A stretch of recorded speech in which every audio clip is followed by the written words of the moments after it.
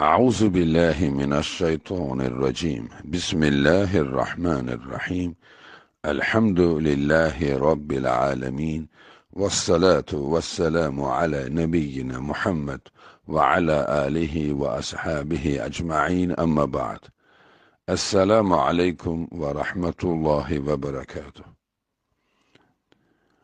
Dua ederken Allah'tan təkcə dünyanı istəməyin qadağan olması. Bəli, dəyərli müsəlmanlar. Təbiidir ki, biz bu dünyaya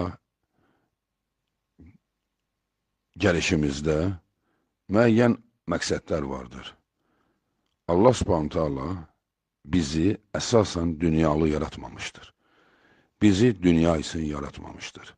Biz bütün bizdən öncəki peyğəmbərlərin və kitabların məzmunundan bunu başa düşürük. Allah Subhanahu taala qullarını burada yoxlayır və ötəki həyatda ya səadətə, ya bədbəxtçılığa qovuşur və əbədiyyət də oradır. Hətta bizim özümüz də ölənlərimizə əbədiyyətə qovuşdu deyirik. Yəni, əbədi varlığa getdi. Artıq müvəqqəti dünyadan ayrıldı. Deməli, bütün buna baxmayaraq, dünya nə qədər müvəqqəti olsa da, bizim dünyada ehtiyaclarımız var. Evə, işə, geyimə, evlənməyə, yeməyə, bütün bunlara ehtiyac vardır. Və bunları əldə etmək üçün müəyyən çabanı etmək də borcumuzdur. Ona görə də, dəyərli müsəlmanlar, bəzən olur ki, insanın nadanlığından insan dünyaya elə bağlanır ki, Allahdan yalnız dünyanı istəyir. Allahım mənim dünyamı ver. Namaz qılır, namazda dua edir ki, mənim dünyamı ver. Yaxşılıq edir, onun qarşılıqlığında dünyadan ancaq dünyanı istəyir. Bax, bu şəkildə bir müsəlmanın bu şəkildə dua etməsini Allah Subhanahu taala əsla qəbul etmir və onu bəyənmədiyini Qur'an-ı Kərimdə bizə Bəqərə surəsi 200-cü ayədə göstərmişdir. Və orada Allah Subhanahu taala belə buyurur: Əuzu billahi minəşşeytanirracim. Fəminən-nəsi mən yəqulu Rabbena atina fid-dunya və mə lehu fil-əxirəti min xalaq. İnsanlardan eləsi də vardır ki, o dua edərkən deyir: Ey mənim Rəbbim, mənə nə verəcəksən dünyada ver. Belənciklərin axirətdə alacaq heç bir payı yoxdur. Bu, Bəqərə surəsi 200-cü ayə idi. Dəyərli müsəlmanlar, bu, günümüzdə də var ha, belə insanlar ki, mənim dünyam xoş olsun, o tərəfə Allah kərimdir. Bax, belə cahil danışan insanlar çoxdur. Yəni, dünyası olsun deyə, ona deyəndə ki, sən faizə pul götürürsən, sən qorxmursan, buna görə hesab verəcəksən, deyir ki, neyniyim, yaşaya bilmirəm, mən buna məcburam. Hə, deməli, sən yaşamaq üçün axirətini əldən verirsən, bax, bu konkret elə həmən ayədə keçən həmən insanlardır. Sən necə düşünə bilərsən bunu? Nə olsun, neyniyim, məcburam, necə məcbursan? Sən necə dözəcəksən Allahın cəhənnəminin əzabına? O yediklərini alov eyləyib sənə yedizdirəndə necə dözəcəksən? Və orada da mı bunu deyəcəksən? Məcbur idin. Həqiqətən biz məcbur deyilik. Sadəcə olaraq Allah Subhanahu taala bizi biraz imtihan eləyir, biz dözmürük. Dözmürük, biraz sıxıntıya dözmürük, hər nəyə gedirik. Kimisi əxlaqsızlıq edir, kimisi uyuşturucu satır, kimisi rüşvət alır, kimisi açıq, aşkar, yalandan kiminsə həyatını məhv edir. bilə-bilə ki, o haqlıdır. Bütün bunlar nə içindir? Dünyada biraz yemək yemək üçünmü? Dünyada gözəl evdə yaşamaq üçünmü? Ey Allahın qulu, sən can verəndə yalnız sənin gözlərin ölüm mələyinə baxacaq və gözlərin dikiləcək ona. Həmən vaxtı bütün yaşadıqların gözünün önündən gəlib keçəcək. Canın tapşırana qədər. Belədir ha, dəyərli müsəlmanlar. Can tapşırılana qədər yaşadığın bütün həyat gözünün önündən gəlib keçib gedəcək. Bax, onu nəyə görədir bilirsən? Sən nəyi yaşadınsa, ya onun sevinci ilə birlikdə canını tapşıracaqsan, ya da onun dəhşətləri ilə birlikdə. Ona görə də, dəyərli müsəlmanlar, dünya asandır. Həqiqətən dünya asandır. Bir yol ilə yaşamaq olur. Bir təhər yaşamaq olur. Zəngin olmursan, yoxsul olursan, lap fəqir olursan.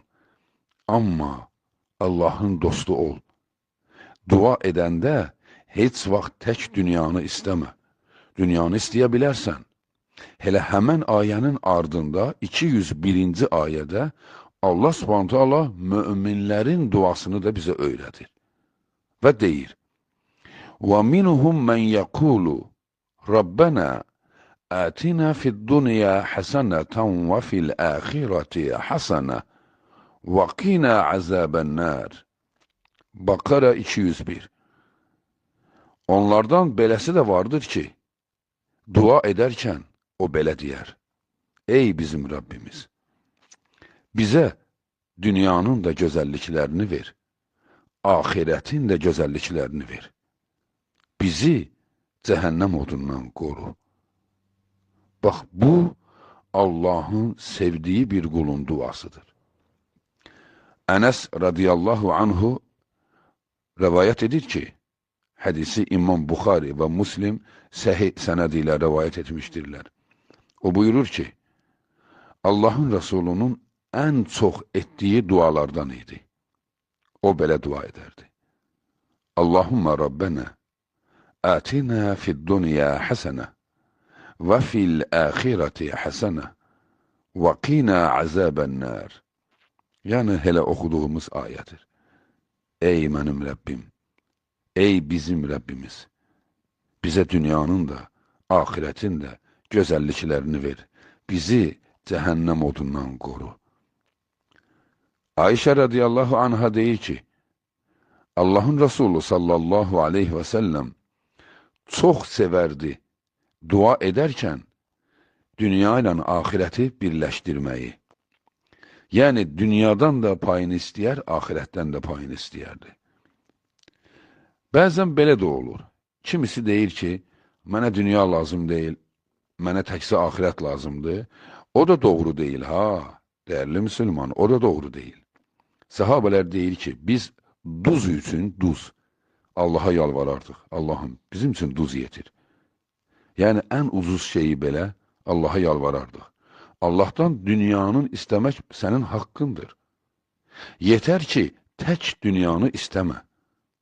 Çünki qarşıda ən dəhşətli gün birinci can verəcəyin gündür. Necə yaşadınsa, onun üzərində can verəcəksən. Bu, hökmən belə olacaq, dəyərli müsəlmanlar. Ya dəhşətin içində can verəcəksən, ya da sənə təsəlli verərək canını alacaqlar. Deməli, dünyanı tək istəmə, tək bağlanma.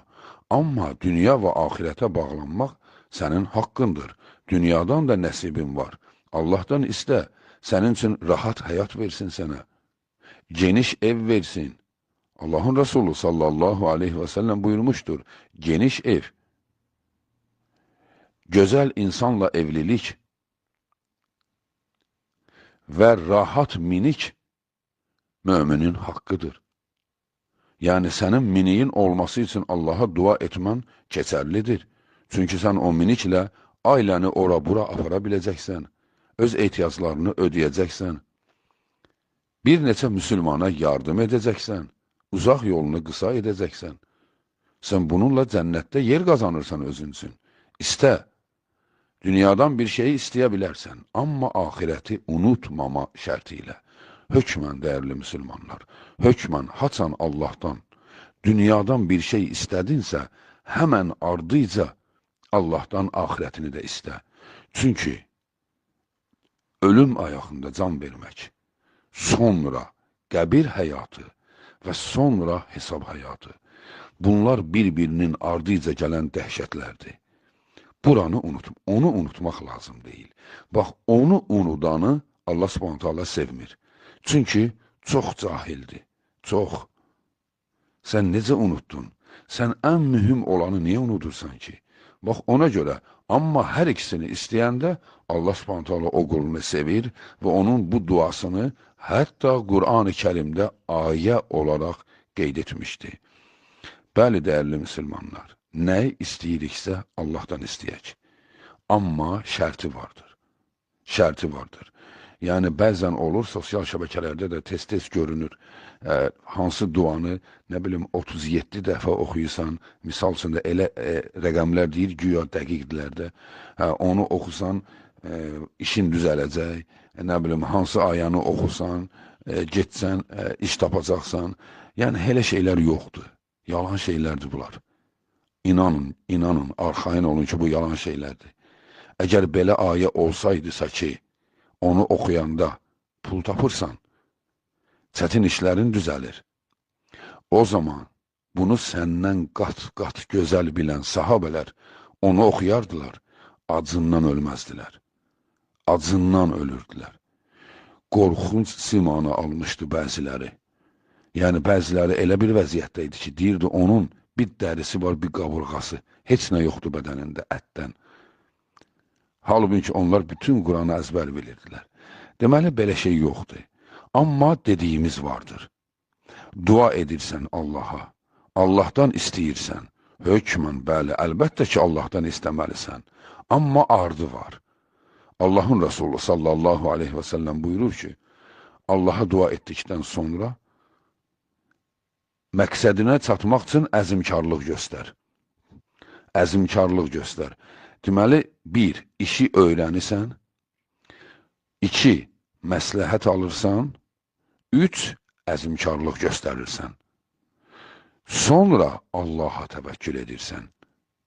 Bax, Rasulullah burada axırıncı Allaha təvəkkül etməyi saydı. Niyə? Çünki işə qalxmaq lazımdır, hərəkət etmək lazımdır, öyrənmək lazımdır. Hələ necə gəldi deyil. Başlayım, nə olar olar. Xeyr, öyrən, onun elmini öyrən, o işin qaydalarını öyrən, sonra o işə qalx, tənbəl olma, cürətli ol. Qalx o işə, qalxarkən bax bu duaları oxu. Sənə göstərilən, necə ki, bax bu duanı biz bu günləri oxuduq. Bax, oxu, bunu o vaxt oxu ki, bir işə planlaşdırmısan, İşi öyrənmisən, o işi görməyə gedirsən, Allaha dua elə ki, Allahım, mənim bu işimdə mənim dünya ehtiyaclarımı ödə, axirətimdən də payım olsun. Belə, yəni ki, yoxsa duanı yazdım, işim düzələcək. Bu, şarlatan dindarların cibini doldurmaqdan başqa bir şey deyil.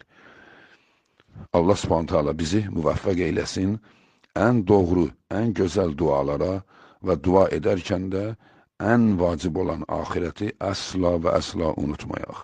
Vəssalamu aleykum və rəhmətullahi və bərəkətuh.